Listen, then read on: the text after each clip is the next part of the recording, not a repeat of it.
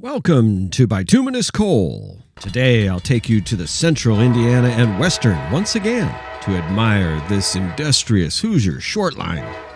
In this video we find it interchanging with CSX at Anderson, Indiana, dropping off empties and returning with loads.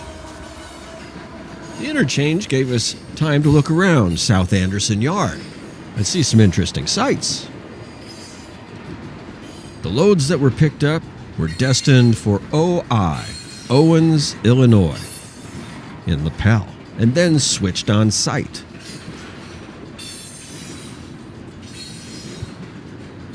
All right, let's go to Anderson. Let's go to Lapel.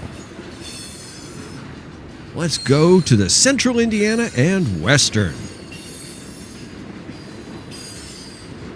Let's go to the trains.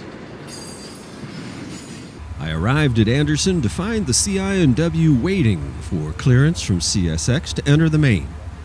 It had 25 cars behind an SD 40-2, 25 empty cars that would be dropped at South Anderson Yard.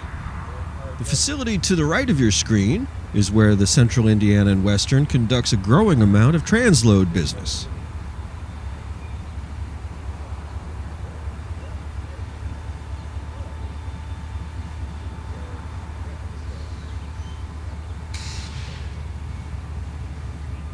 The wait for permission to proceed gave some time to look at the facility and at this switcher. It's an SW7 lettered for IBCX, the Indiana Boxcar Corporation. Looks like some Conrail blue peeking through the black paint there.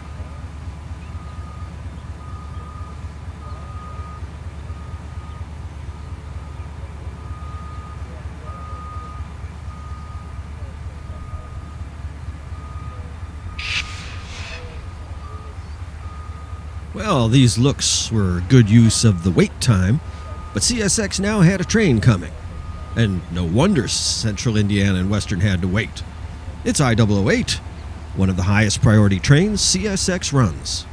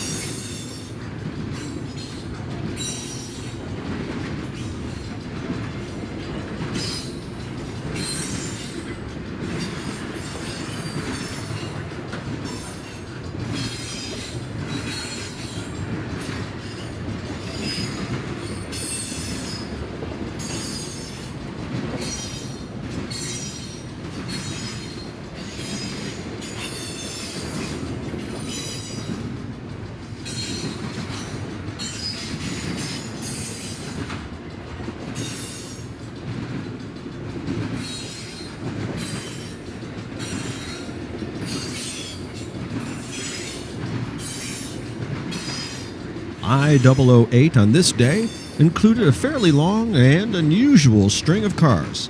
Single containers, not double stacked, all with the super heavy stickers on them.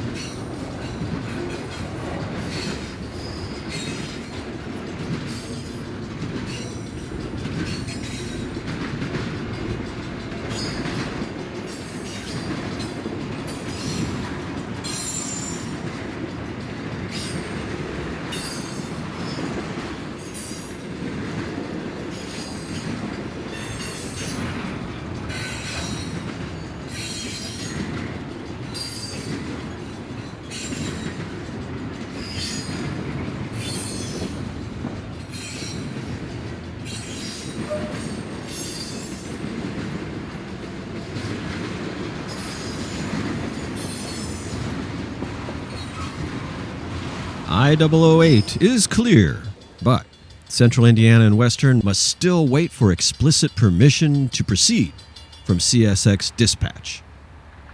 So we waited. Once permission was received, and before the main could be entered, the CI&W conductor would need to throw the switch to open the main.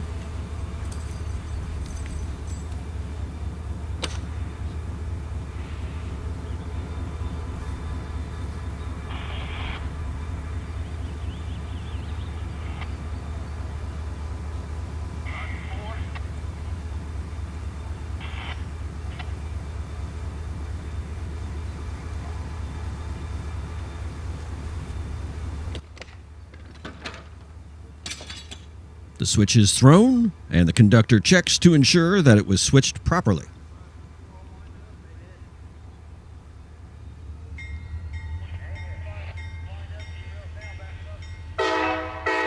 CI&W train Z505 is on the move.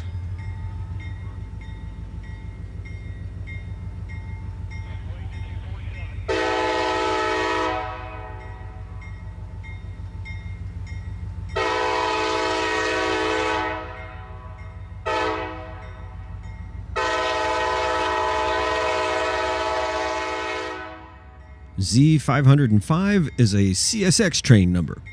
This arrangement is typical for a foreign train traveling on CSX rails. We see this with the Indiana Railroad and the Louisville and Indiana on CSX track in Indianapolis at CP Dale.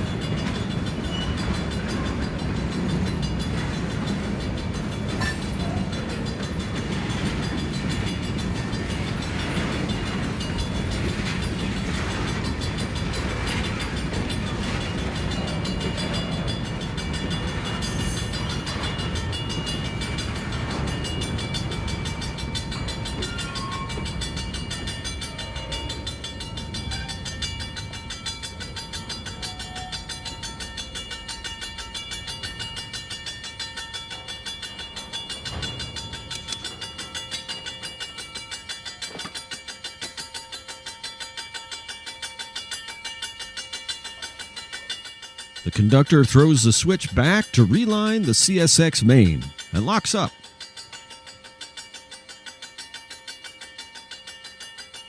With the main protected, the conductor can return to his train. Good talking to you. Oh, yeah.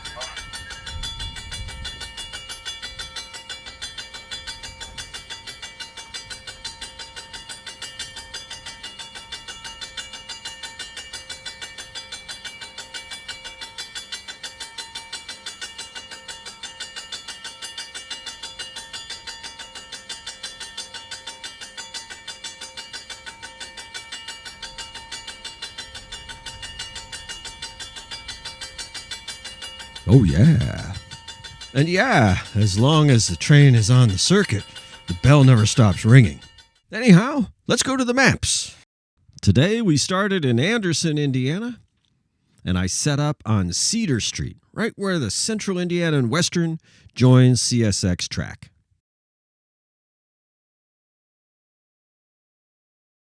From here, train Z505 runs along a circular path on CSX to South Anderson Yard.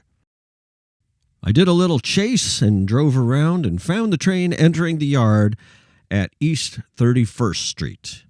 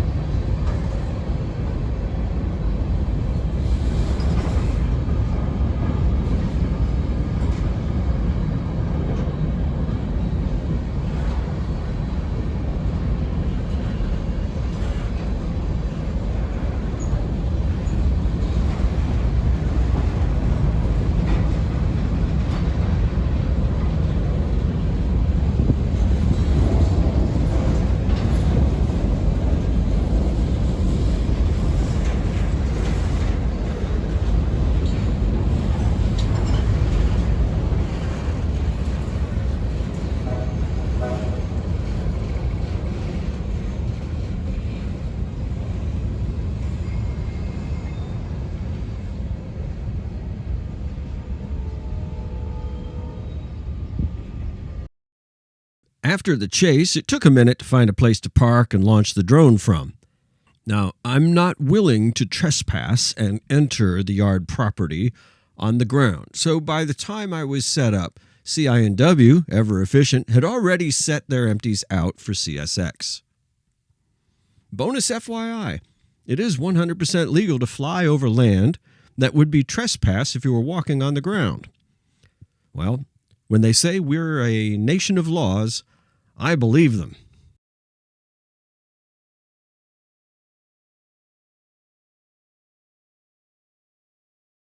Now we can see the former Norfolk Southern unit that CI&W employs has already run around on the track, and they are moving towards picking up the cars that they will haul out of South Anderson Yard. And in the meantime, CSX runs a local train. I believe it was preparing to exit the yard. Did not catch a train symbol on that one, unfortunately.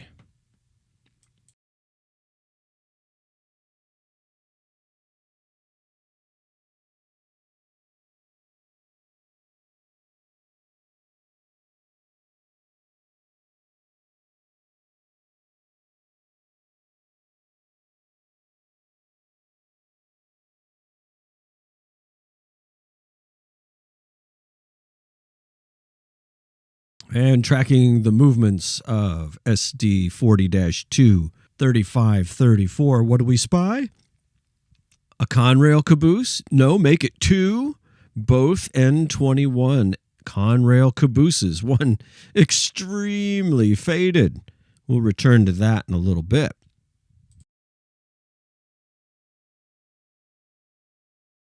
The locomotive is now running adjacent to the train it just brought in, side-by-side tracks there. And one thing I hadn't realized was this is a fairly large yard. I always thought of this as pretty small until I got the bird in the air and flew it.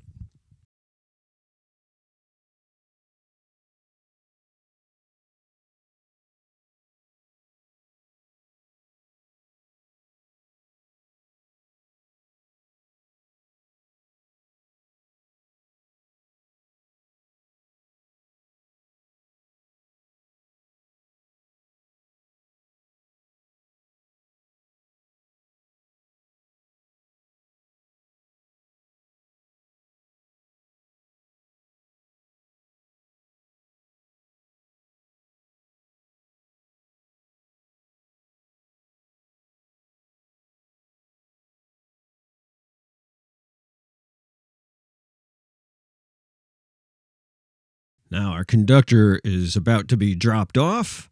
And I believe what he's going to do is collect the end of train device here.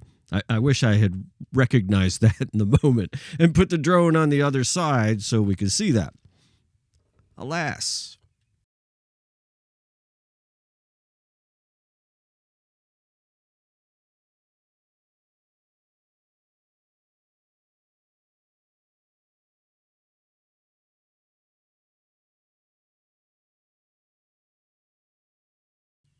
The conductor is back on the locomotive. The locomotive will proceed to the end of track to a switch so it can change tracks.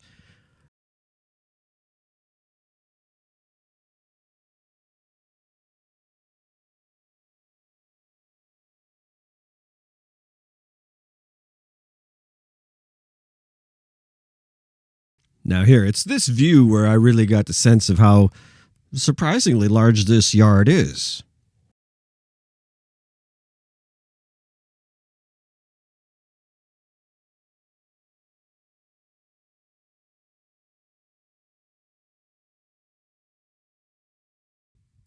And because it's a long move and something at the right caught my eye, I did get distracted. Let the distraction take over. Yes, South Anderson Yard once had a roundhouse. This is former Big 4, New York Central. Look at that. You can see the foundation, that circular foundation for where the turntable was, and the other foundations for all the stalls. What did it once look like? Let's check this out. I found a blueprint online. A beautiful thing. What a thing of beauty it must have been. Well, let's give credit where credit is due. Here is where I found this image. And now back to the subject matter at hand. Our conductor is throwing switches to line up, make a move around the yard track.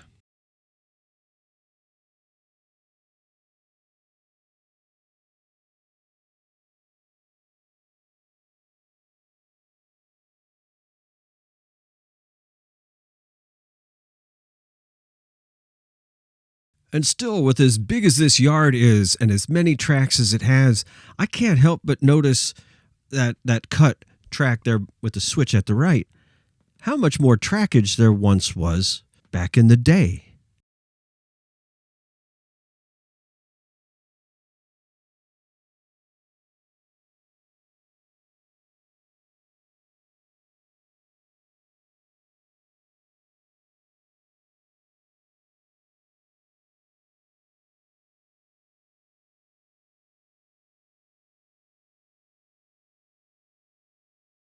All hand throws, those switches, so it takes time to walk between them and whatnot. No rest for our conductor.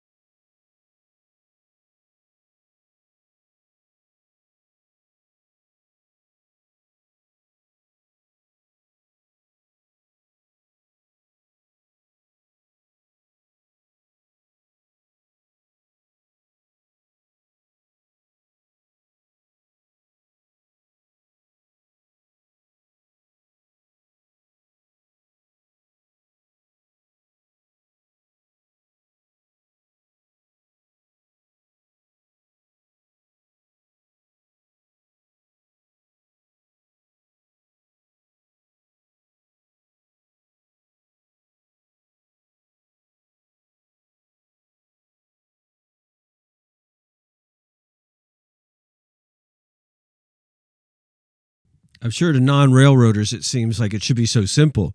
Move up and down the track. It's not as simple as that, as this video shows. Many switches to be thrown in order to get things right. And yeah, I'm a non-railroader, so it's all been educational for me.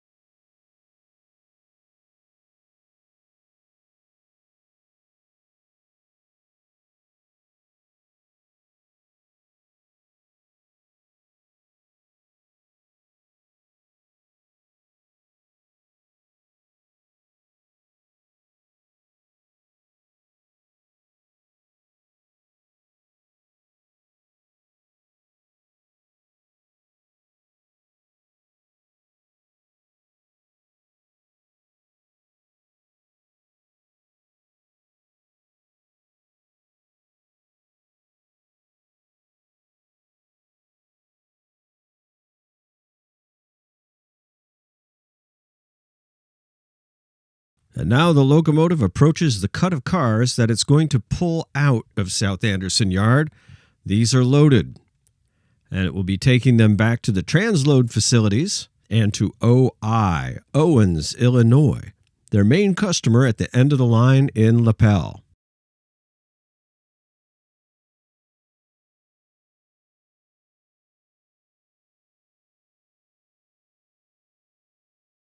The conductor was finding himself having to walk the entire length of the train, and I was finding myself distractible again.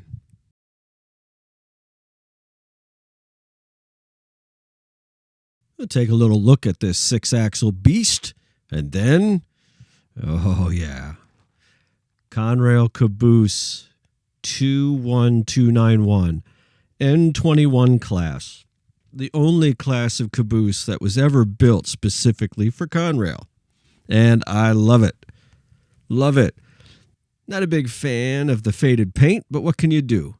Nobody's going to give it a fresh coat of blue, big blue Conrail blue, unless it's going into preservation. So we take what we can get, and this was a happy find. And the other beauty, another N21 is Conrail 21271. I am aware that sometimes this is still going out as a shoving platform to Nestle in Anderson when they move grain hoppers, and hoppers I think are full of sugar, to Nestle where they make Nestle Quick. Not as amusingly, I ran out of battery with the drone and had to bring it back, and on the way back I hit a snag, and yeah, I crashed.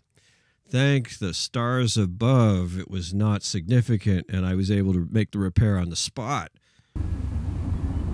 Well, once you've crashed a drone, you get nervous, and this is the second crash I've had with my second drone, and it's windy as all get out. I was so nervous. But you know, a shave and a haircut salute from the train makes me happy and emboldens me. So what the heck, right? Let's fly that drone.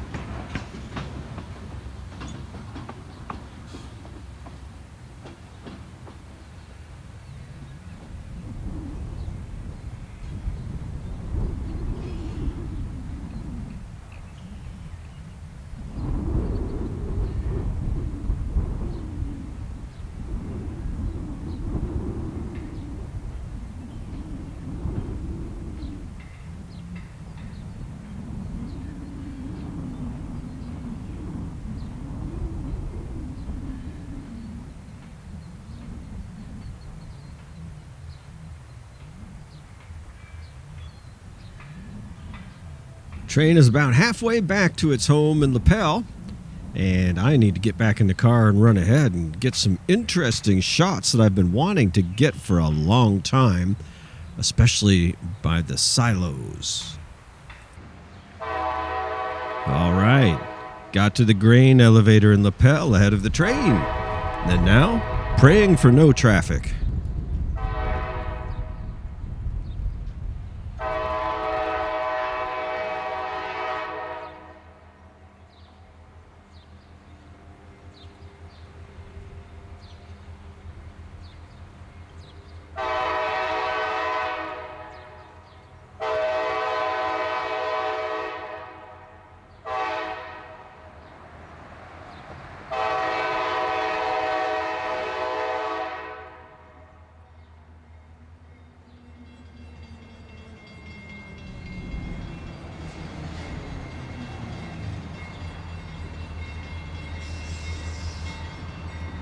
Alas,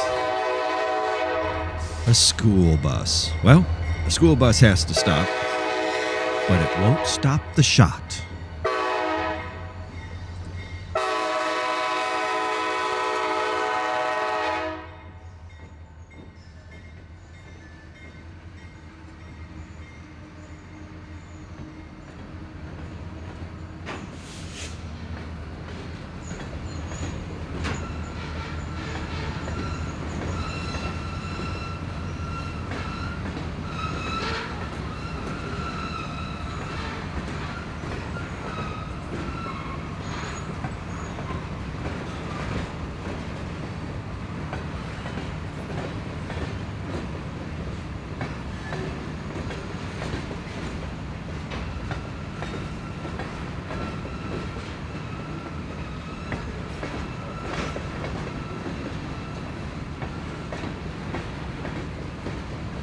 In the distance, now the train approaches its destination, OI, Owens Illinois Glass Factory.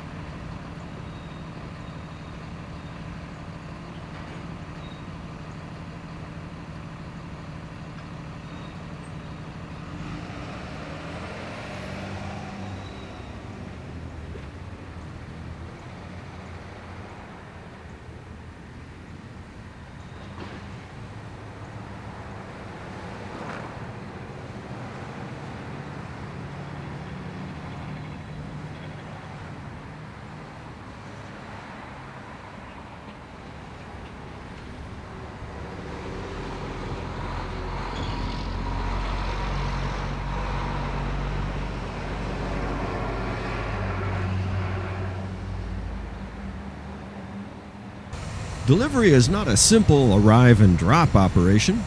No, a fair amount of switching and spotting will be done by the CI&W to set the factory up to use the materials and to get every car off the road and onto the factory property.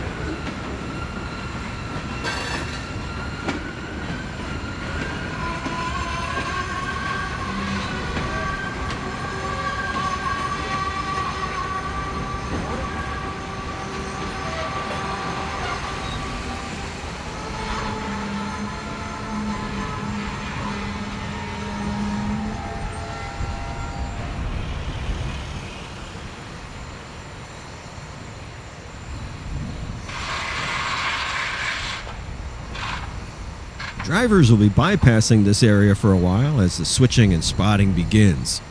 It takes a while to get all this done.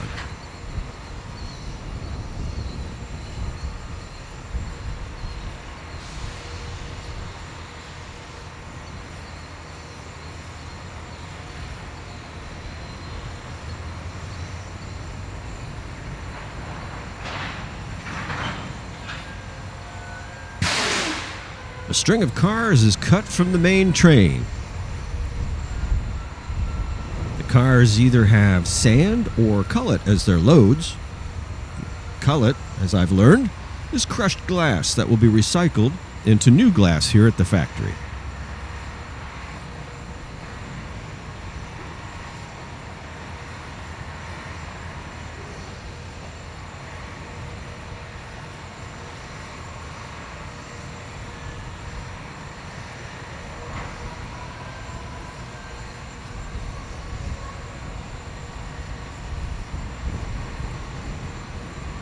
This string will be pulled past a switch, then backed onto an adjacent track, connecting to another set of cars.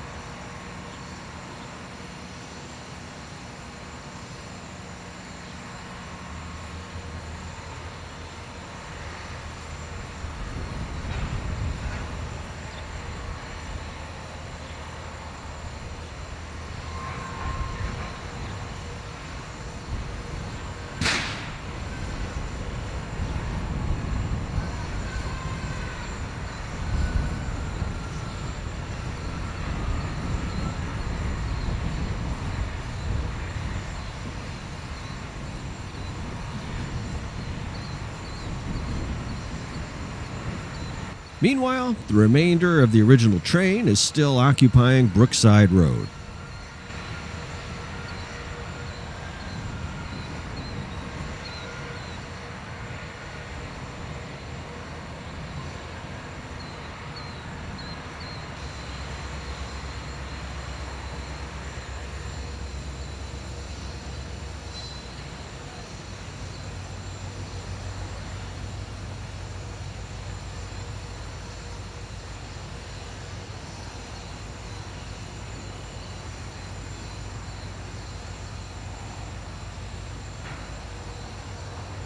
And the factory has its own trackmobile for moment-to-moment switching on the plant.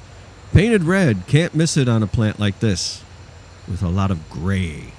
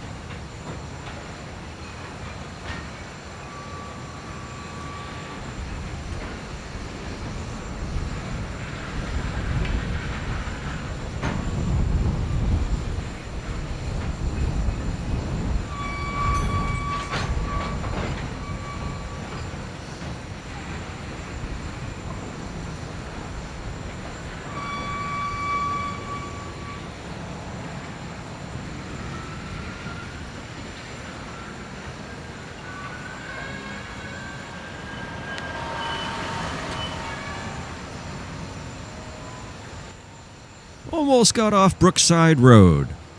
Not quite enough for this driver. Or any driver, really.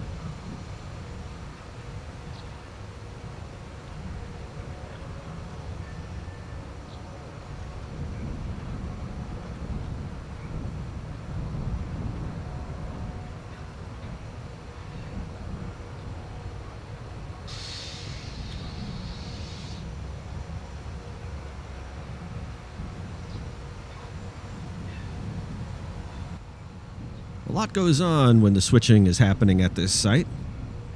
At the moment, the railroad is backing cars to spot them on a track with a bay. Trouble is, the truck is in the bay.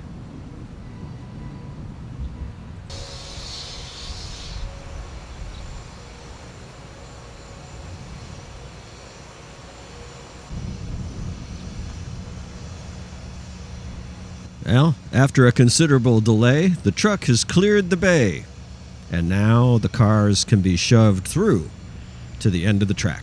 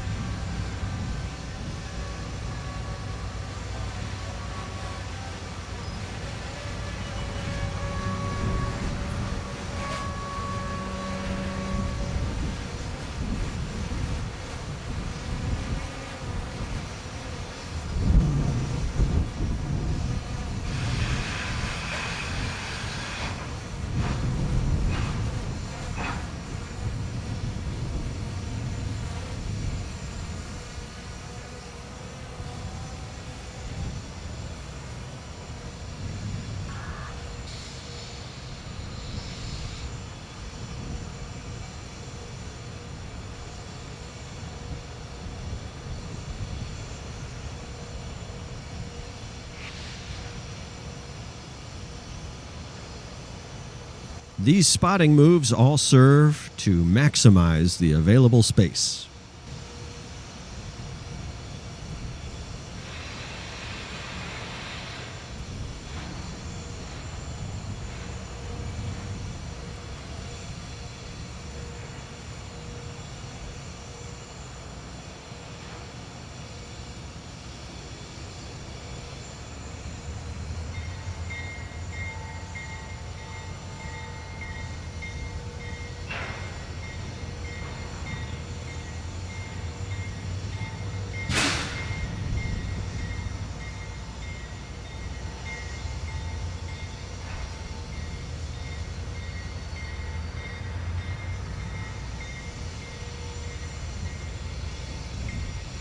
Three cars are spotted in the bay and another car is pulled out, maximizing the space once again and increasing the utility. They can start draining these cars immediately.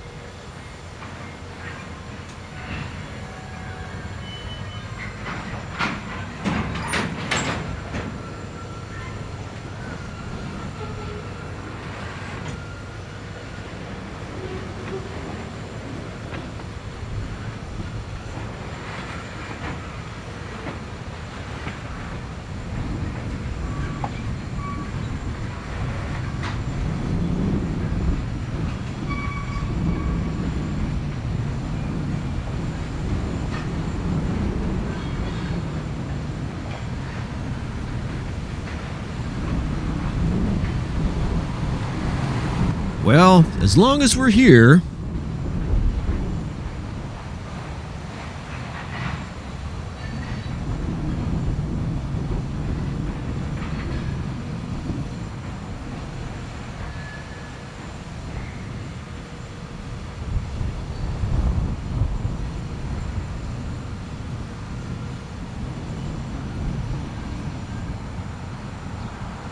lettered CI&W 1345, a GP10 built in 1950 for the Great Northern.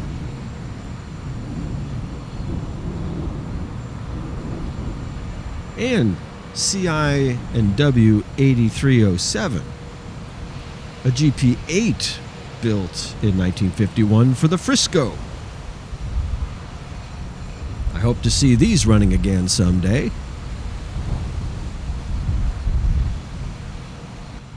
At this point, the wind was intense. I'd already crashed the drone once, so I was getting gun shy besides, so it was just the reasonable thing to do to pack up. But it was quite a day shooting the Central Indiana and Western. I sure hope you enjoyed it. And I do hope you'll join me again on Bituminous Coal. Every time, everywhere I go, I will take you to the trains.